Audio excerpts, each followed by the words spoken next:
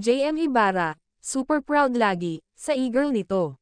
Nag-my day nga si JM, sa kanyang TikTok story. At ang laman nito, syempre si Abab, na mala-Koreana ang beauty, napaka-meaningful pa ang song, sa story ni JM. I was born to love you, with all my heart. Kilig ang mga fans, sa atake ni JM. In fairness, super ganda ni Fiang. Nag-go-glow ang beauty nito, ikinatuwa ng mga fans. Ang ganitong actions, ni JM. Sa pagiging proud nito, kay Fiang. Yung palagi nitong pagfa-flex, sa dalaga.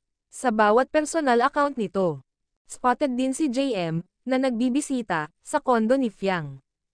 Kasama ni Fiang lagi dito, ang kanyang pinsan, na si Lloyd.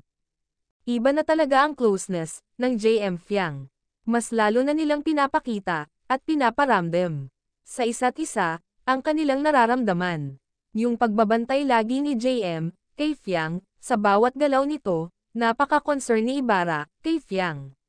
Mommy Ella, supportive lagi, sa JM Fiang, bawat ganap ng dalawa, ay nakashare, si Mommy Ella.